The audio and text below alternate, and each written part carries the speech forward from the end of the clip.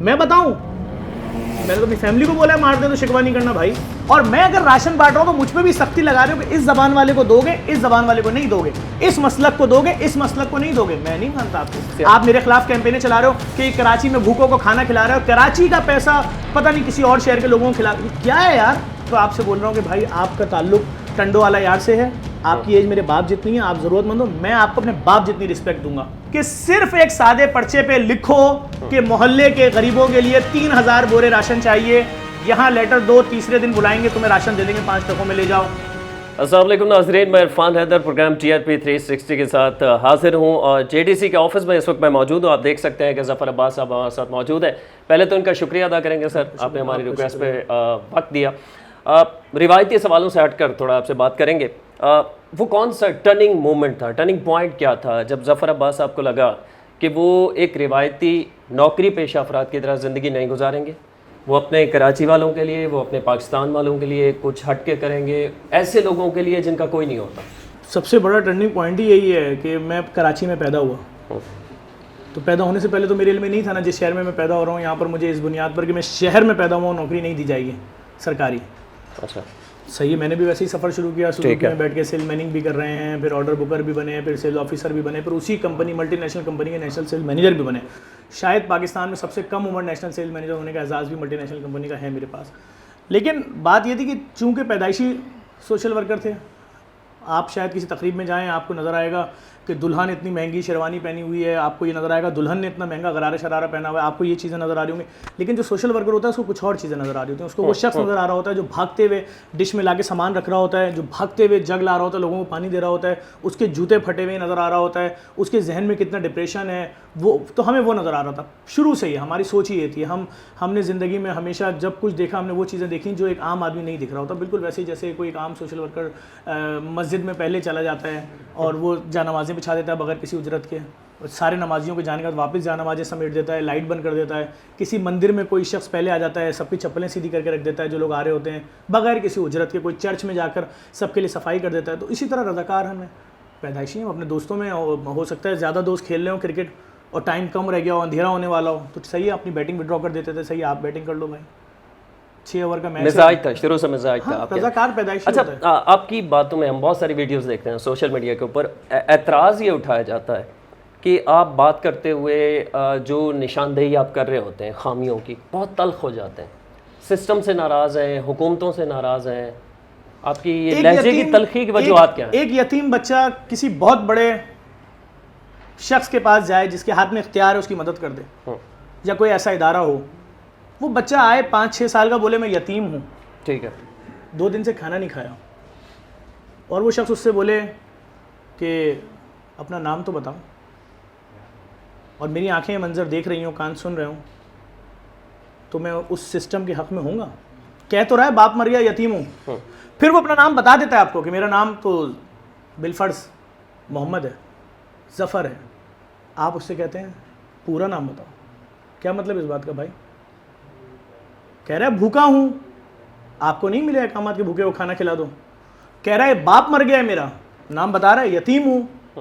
तो जहाँ इतने ख़तरनाक सिस्टम में आप बैठे हो, जहाँ बात इससे बढ़ जाती है ना, वो लोग ये भी कहते हैं कि आप मायूसी फैला रहे हैं। आप लोगों मसलन आप कहते हैं कि सिस्टम हमारा किसी काम का नहीं है, हमारी हुकूमत कोई नहीं कुछ करने वाली। आप मुझे इस किस्म की गुफ्तगू हम सोशल मीडिया के ऊपर देखते हैं लोगों की। मैं हर उस चीज़, मैं दावा कर रहा हूँ मैं एशिया का सबसे बड़ा राशन मैंने बांटा है।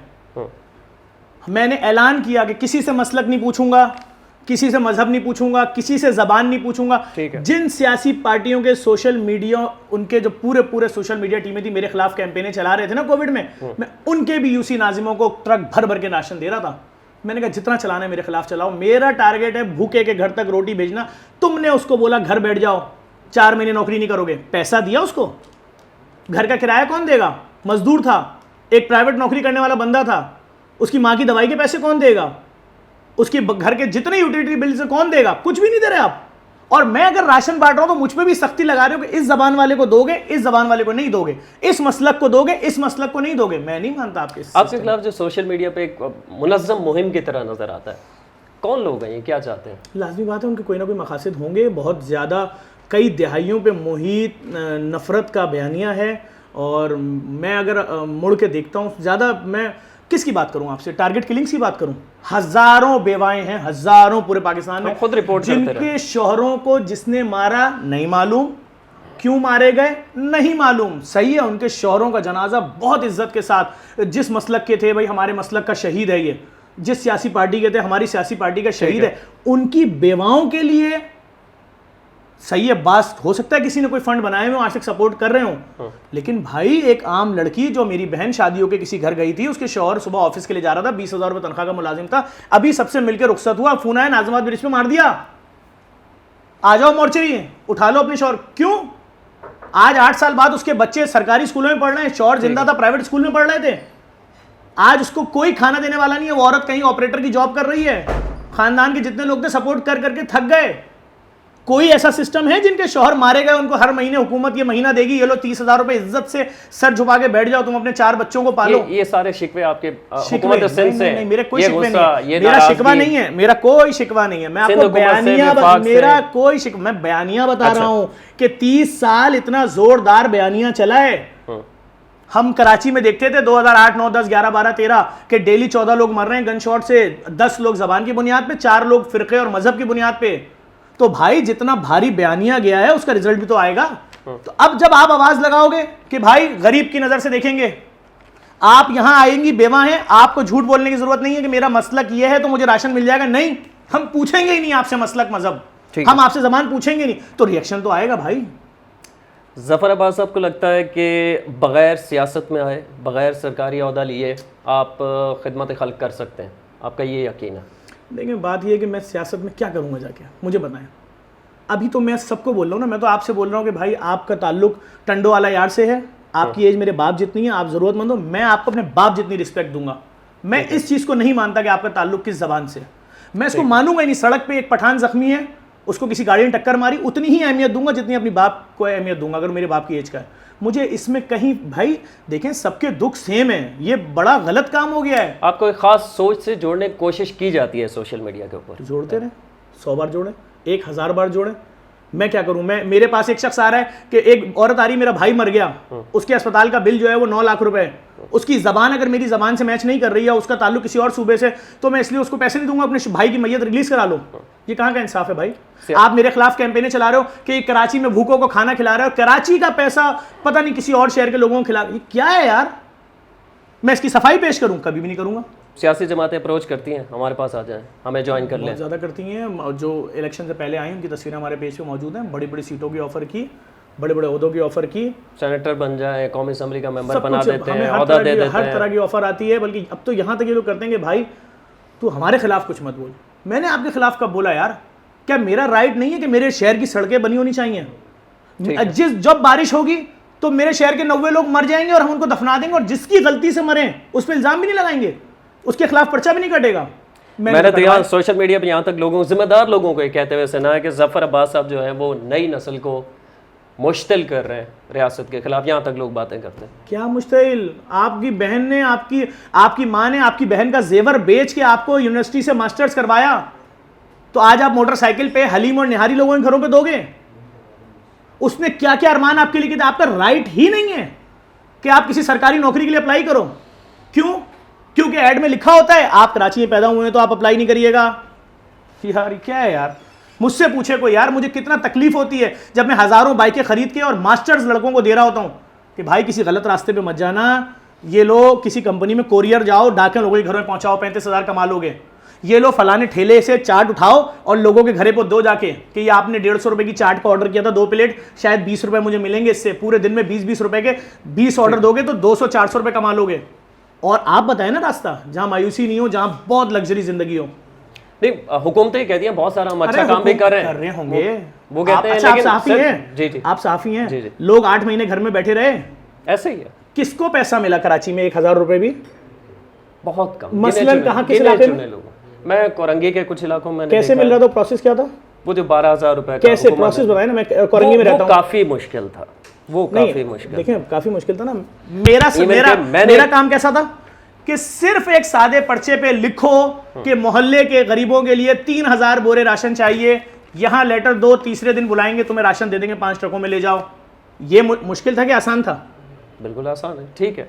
अब मुस्तकबिल में मैं उसी पॉइंट की तरफ आ रहा हूँ, मुस्तकबिल में मतलब ज़फ़र अब्बास आपको हम सियासत से बिल्कुल दूर ही देखेंगे हमेशा? मुझे नहीं पता मुस्तकबिल है कुछ भी, आपको मैं जिंदा नजर आ रहा हूँ मुस्तकबिल में? नहीं, अल्लाह आपको सलामत रखे, आप जो काम सोशल कर रहे हैं मीडिया हमारी यूज दुआएं करते हैं, जी जी बिल्कुल जिस तरह मजहबी दहशतगर्द या इंतहा पसंद या कोई भी इंतहा पसंद मेरे खिलाफ पोस्टर डाल के लोगों को बोलते हैं कि ये सबको बराबर ट्रीट कर रहा है, मार दो इसको, तो क्या मैं आपको जिंदा आपने नजर आ कभी रहा हूं? हुकूमत से शिकायत की क्या कि मुझे रोका जा रहा है काम करने से? क्या लोगों को नजर नहीं आ रहा? आपने खुद से कहा नजर नहीं आता जो वीडियोस मेरे खिलाफ या मुझे कत्ल कर देने के लिए आ रही हैं, 10-10 लाख व्यू हो रही हैं, एक घंटे में लाखों शेयर हो रही हैं, लोगों को नजर नहीं आ रही? मैं बताऊं, मैंने तो अपनी फैमिली को बोला है मार दे, तो शिकवा नहीं करना भाई। अच्छा, आपकी जो काम आप कर रहे हैं उस तरफ आ जाते हैं, गुफ्तगू काफ़ी तल्ख हो गई है। आप ग्रेवयार्ड पहली दफ़ा हमने देखा है कि कब्रिस्तान की तरफ कोई ऐसा फलाही इदारा, इस तरफ किसी की तवज्जो नहीं थी, ये किस तरह मुमकिन हुआ, किस तरह आपके जहन में ये आइडिया आया? देखें, हम आए दिन टीवी पे सुन रहे थे कि कब्रों के साथ कराची में बहुत मसाइल है, अब मुख्तलिफ लोगों ने हाईवे टीवी पे आ रहा पे होता जाके था बनाए हैं कि कब्रिस्तान। भाई वो ज्यादती कर दी गई खबर के अंदर जाके, जी वाकयात हमने गोश्त खुद निकाल रिपोर्ट के किए। पका के खा रहे हैं मुर्दे का। जी कल दफना के आए थे मरहूम, आज गए, जवान बेटा मरा था, माँ को लेकर गए, खबर पे खबर ही गायब। कितने सवालात आएंगे उस माँ के दिमाग में, मेरे बेटे की लाश कहीं नाली में तो नहीं फेंक दी, मेरे बेटे की लाश कहाँ गई, मैं तो अपने बेटे की खबर पे आना चाहती थी, इतने सवालात आएंगे ना। मैंने इस पर आवाज़ उठाई, वीडियोस बनाई कि भाई कब्रिस्तान 40 साल पहले आपने आखिरी ज़मीन दी थी, 4.5 करोड़ की आबादी का शहर है, 1600 लोग रोज़ाना अपनी मौत आप मरते हैं। आप हर वीडियो में माजरत के साथ कतला में 4.5 ज़्यादा आबादी है, मरदमशुमारी कुछ और कहती है। हाँ तो अभी लास्ट मरदमशुमारी में 1.5 करोड़ कम हुए थे ना, इस मरदमशुमारी में भी 1.5 करोड़ कम करेंगे तो 3 आदमी रह जाएंगे शहर में, 5, 1, 2, 3, 4। ये वजूहत क्या है कम करने, क्या समझते हैं? मुझे नहीं मालूम, आप बताएं। 1.5 करोड़ आबादी का शहर है ये। नहीं है, लेकिन आप कह रहे हैं ना 4.5 करोड़। मैं नहीं कह रहा। आपके जो आदाद शुमार है वो किस तरह है? पिछली जो मरदमशुमारी थी उसके मुकाबले में इस मरदमशुमारी में लोग बढ़ने चाहिए थे, कम होने चाहिए थे? जाहिर है बढ़ना चाहिए। और कितने करोड़ कम हुए? और जो अब होगी जब उसमें भी उतने ही करोड़ कम होंगे तो 3 आदमी रह जाएंगे इतने बड़े शहर में, 4, 2 आपके कैमरामैन, 2 हम 2। क्या निज़ाम है भाई? मेडिकल की सहूलियात आपकी जो कुछ आप कर रहे हैं, डायलिसिस कोरोना के अंदर हमने देखा, ये किस तरह पॉसिबल हो पाता है? ये इस तरह पॉसिबल हो पाता है जब कोई शख्स फ़ोन करता है, मेरे बाप को कोरोना हो गया, मैं लेकर गया प्राइवेट अस्पताल में, बोल रहे हैं 22 लाख रुपए जमा करा दो, मेरे तो फ्लैट की मालियत ही 16 लाख है, तो अब्बू को ज़िंदा बचाने के लिए घर भी बेचूं और किससे 8 लाख रुपए और लूँ? तो मैंने ऐलान किया कि जिसके पास भी खाली अस्पताल पड़ा है पुराना दे दो, हम फ्री अस्पताल खोलते हैं। हुनैत लाखानी साहब ने रब्ता किया, उनके पास बिल्डिंग पड़ी थी, मैंने लिया और उनके साथ मिलकर हुसैन लाखानी ट्रस्ट के साथ फ्री कोरोना अस्पताल खोल दिया। आज 2 साल होने वाले हैं। किसी मरीज से 1 रुपया चार्ज किया तो बता दो, क्या वेंटिलेटर, क्या आरओ, क्या उसके अंदर बाई पाइप, सी पाइप, ऑक्सीजन प्लांट, हर चीज़ मौजूद है वहाँ पर, फ्री में इलाज हो रहा है लोगों का। उसके बाद हमने देखा कि डायलिसिस के नाम पर प्राइवेट अस्पताल 9-9 हज़ार रुपये ले रहे हैं हफ्ते के, जिसकी माँ के 3 डायलिसिस हैं, बाप के भाई बेटे के 27,000 रुपये, यानी महीने के 1,08,000 रुपये कहाँ से देगा? तभी तो लोग बोलते हैं अपने वालिदैन से कि अम्मी। अच्छा, एक शख्स ज़रूरतमंद है, एक आम आदमी जो ज़्यादा पढ़ा लिखा नहीं है, जो सोशल मीडिया नहीं जानता, आप तक कैसे रसाई हासिल करे? आपके ऑफिस पहुंचे, चौरंगियों के ऊपर, कराची की चौरंगियों के ऊपर तंदूर लगा दिए हैं। पूरी दुनिया में कोई इदारा नहीं होगा जिसने चौरंगियों पे तंदूर लगाए होंगे, मैंने लगाए। मतलब एक आम गरीब आदमी बीमार है, हाँ, एक आदमी, सबसे पहले एक गरीब आदमी भूखा है ना, भूखा है, घर से निकला, उस पर डिप्रेशन है, रोजगार था, उसका डिप्रेशन है, वो बाहर निकला, उसने बोला खुदकुशी करने जा रहा हूँ दवाई लेने। उसको जब बाहर नजर आएगा, फ्री दस्तरखान, जितनी रोटी चाहिए ले लो, जितना खाना चाहिए ले लो, उसकी आधी डिप्रेशन खत्म कि मैं अपने बीवी बच्चों को खाना यहाँ से देता रहूँगा, अब नौकरी ढूंढूंगा, अब कहीं कारोबार करूँगा, अब कोई छोटा मोटा ठेला लगा लूँगा। तो हम तो लोगों को इतना इजी एक्सेस दे दिया है भाई, हर चौरंगी पे दस्तरखान, मोबाइल कंटेनर, रेस्टोरेंट, अस्पतालों। 70 साल से पाकिस्तान में मरीज जो आते हैं अस्पताल में सरकारी, उनके अटेंडेंट के खाने का निज़ाम नहीं था, बना दिया। अब्बासी में पूरा तंदूर लगा दिया बाहर, जिन्ना के बाहर 58 फीट का कंटेनर खड़ा कर दिया, सिविल और SIUT के लिए नीचे खड़ा हुआ कंटेनर। इंडस अस्पताल में लेटर दे दिया कि आपके जितने मरीज आते हैं उनके अटेंडेंट के लिए 10,000 लोगों का खाना हर महीने। अभी वहाँ से ओके होगा, वहाँ लग जाएगा, और क्या करूँ। पिम्स अस्पताल इस्लामाबाद, लाहौर में खोल दिए हैं, रावलपिंडी के अस्पताल में खोल रहे हैं। हम तो कोशिश कर रहे हैं कि यार भूख की वजह से खुदकुशी नहीं करना। कुछ नायाब नस्ल के भी जानवर आपके पास आए ईद कुर्बान के लिए, उस पर भी सोशल मीडिया पे कुछ नाम निहाद कहें या जो भी इंटेलेक्चुअल्स जो हमारे सोशल मीडिया के, उन्होंने कहा कि कुर्बानी तो किसी भी हलाल जानवर की हो सकती है, तो फिर क्यों ऐसा जानवर जिसकी नायाब नस्ल है, जिसकी नस्ल खत्म होने वाली है, मसलन ऐसा कौन सा जानवर आपने देखा जिसकी नस्ल खत्म होने वाली नीचे है? जैसे मैंने नहीं देखा, मैंने ये सोशल मीडिया पे सुना है लोगों को कहते हैं। मैं आपको नीचे दिखा दूंगा फिर ये झूठ होगा।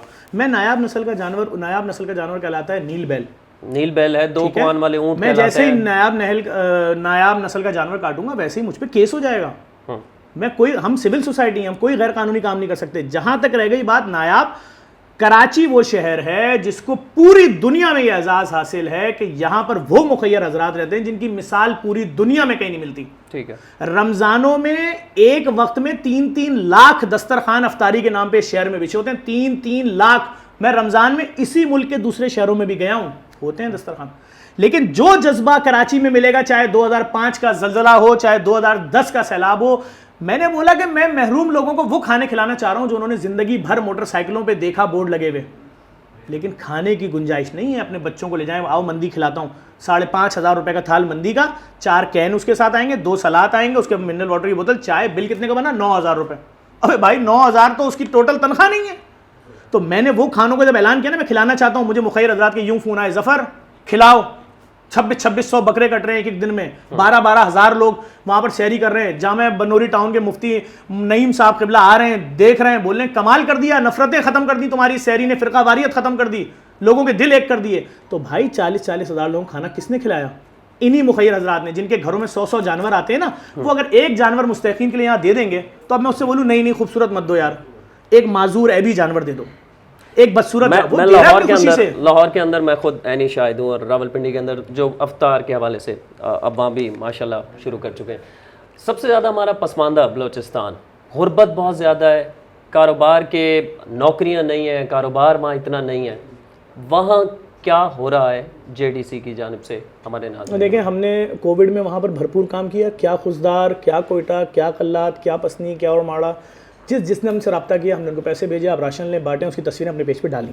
ठीक है। अभी 6 दिन पहले हमने बलूचिस्तान में प्रैक्टिकली टीम जा रही है जेडीसी की वहाँ, जहाँ तक जा सकते हैं, जैसे हालात हैं जो इजाज़त दे रहे हैं, नहीं तो फिर वहाँ के जो सामाजिक सिक्योरिटी क्लियरेंस लेना पड़ता है, उनसे रब्ता करते हैं, उनके साथ मिलकर फिर उसको अंजाम देते हैं। अभी 6 दिन पहले हमने वहाँ पर अपना रोज़गार स्कीम के तहत ठेले बांटे और उन ठेलों के ऊपर सब्जियाँ डाल के दी, ताकि लोग 15,000 रुपये का खर्चा आता है एक आदमी पे, 500-600 रुपये पर डे कमाएँ, 15,000 रुपये महीना कमाएं। वो तस्वीरें हमारे पेज पे मौजूद हैं। अभी इज्तिमाई शादियां जो हो रही हैं बलूचिस्तान और सिंध में, उसके लिए 150 जोड़ों की कल तस्वीरें लोड हो जाएंगी, आप देख लीजिएगा।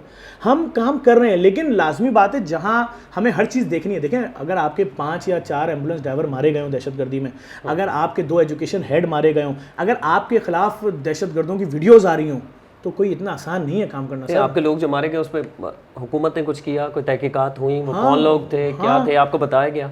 नहीं, वो तो जिस तरह एक आम होता है वैसे ही है सब कुछ। कितने सैकड़ों डेली 12-15 लोग मारे जाते थे उस टाइम पे 2012-2013 में। लेकिन देखें, थ्रेड लेवल ये है इस वक्त कि हमें कभी कोई बोलता है आपकी बिल्डिंग से ट्रक टकरा दिया जाएगा। अच्छा, यहाँ तक कभी कहते हैं कि ये वफाकी हुकूमत और खासकर सूबाई हुकूमत इस वक्त सिंध के अंदर वो भी देख रही होगी। पहले नंबर पे नाम है मेरा थ्रेड पे। कभी कोई मुझे इन्फॉर्म करते हैं जी आपको ये 2 पुलिस वाले दे दिए, अब 4 दे दिए, अब 6 दे दिए, 2 आप प्राइवेट सिक्योरिटी गार्ड रख लें। मेरे जैसा सोशल वर्कर 4 पुलिस वालों के साथ अगर कहीं चल रहा होता है, मेरा खून जल रहा होता है। सिंध का वज़ीर आला कभी आपसे आके मिला हो, आपको कहा हो कि हमारे पास कुछ इन्फॉर्मेशन है, थ्रेट्स है, जैसे आप कह रहे हैं, हम आपकी सिक्योरिटी देख रहे हैं? दी भी है मुझे सिक्योरिटी, दी भी है सिंध गवर्नमेंट की, मिले में सिपाही वगैरह। आखिर में ये कह दीजिएगा, वक्त हमारा तकरीबन मुकम्मल हो चुका है, कि एक शख्स अगर पंजाब में बैठा है या किसी भी सूबे में इस वक्त KPK में, बलोचिस्तान में, वो आपकी माली तौर पे मदद करना चाहता है या किसी और तरीके से आपकी मदद करना चाहता है, वो आपसे आसान तरीका क्या है? रब्ता करें खामोशी से। लोग नाम भी अपना नहीं बताना चाहते, वो चाहते हैं कि आप जो खिदमत करें आपका साथ दिया जाए। मैं तो सीधी बात करता हूँ, लोगों के पास पैसों की कमी नहीं है। जो आपका आबाई मोहल्ला, आबाई गाँव, आबाई शहर था, वहाँ के गरीबों को देखें, डायलिसिस सेंटर खुलवा दें, एक छोटी सी डिस्पेंसरी खुलवा दें, उसके एक डॉक्टर की तनख्वाह अपने दोस्तों को दे दें। आप अमीर है ना, आपके दोस्त भी अमीर होंगे, 20,000 रुपये देके कोई गरीब नहीं होगा, और आपके उस हंसी मजाक में जो एक आप काम शुरू करेंगे वो कितने ही लोगों को जिंदगियां दे जाएगी। मुझसे वफाकी दारुल इस्लामाबाद में कुछ जानने वालों ने पूछा कि हम कैसे पहुंचे जफर अब्बास साहब। कुछ भी नहीं, बहुत आसान है। हमारा फ़ोन नंबर है 021363411059। मुझसे रब्ता करना है। मेरा मोबाइल नंबर है 0334343313।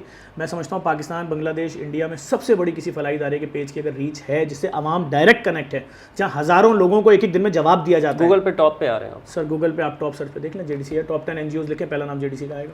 कोई पैसा खर्च नहीं किया हमने, हमारे पास इतना टाइम ही नहीं है कि हम इस पे पैसा खर्च करते फिरें। हमने आज तक अपना मीडिया सेल नहीं बनाया।